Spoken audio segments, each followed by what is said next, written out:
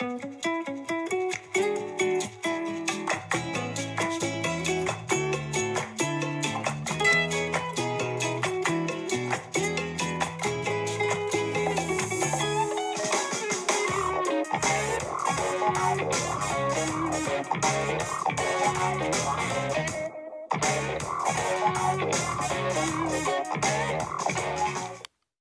back to my Legends Expanded Universe chronological timeline rating, where I go through the expanded universe according to my personal timeline order, and rank each and every individual piece of media on a 10-point scale. And today I have Tales of the Jedi issue number 4, which is the Saga of Nomi Sunrider Part 2.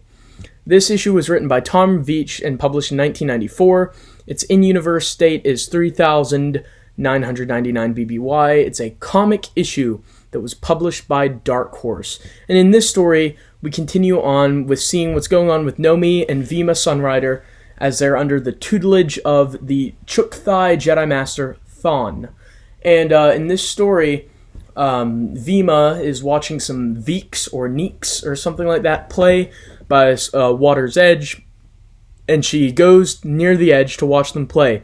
And dark side dragon-like creatures come out of the water, and Nomi is forced to save her daughter. And the Force warns her, and she springs into action and tells Vima never go near that lake again, which is pretty obvious advice, I would say. But then we get to learn a little bit more about the Hutts who are after this Adagen crystal, and we get a little sub-story going on over there with Baga the Hutt, as it turns out his name is, Great Baga the Hutt. And by the very last panel of this issue, he says, "You must go and kill Jedi Master Thon." So they're coming for them. But meanwhile, with the Jedi here, Nomi is getting her first lessons from Thon, is finding it difficult to connect with him. He's a giant lizard, right?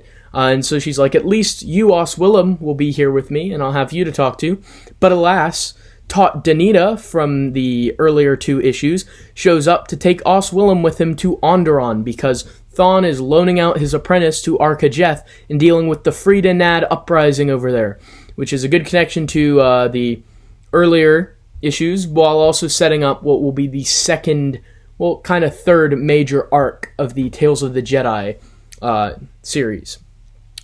But Nomi Sunrider cannot go to fight today because she still needs to be trained. So as she watches Oswillum go off to fight in Onderon, she is kind of sad. And then, like I said, it sets up Great Baga is trying to get some revenge for what Thon did to his forces in the previous issue. So that's pretty much all that happens in Tales of the Jedi issue number 4.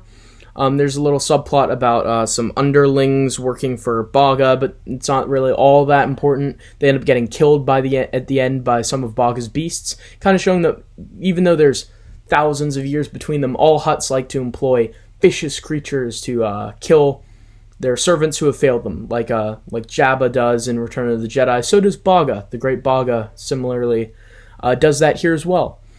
So what did I think of this issue? I think it was a step down from the last issue. I wasn't that engaged by this issue. I just felt like not a lot happened in this issue, and the subplot with the Hutt I wasn't that interested in, which is why I kind of skimmed over it a little bit. You know, it's setting up good things. It was really nice to see Taut Danita show up and say, "Come, Oswillum, get your lightsaber at once. We leave for Onderon." That was nice to see that. That's nice. No, it's the same galaxy. That was nice to see him show up there.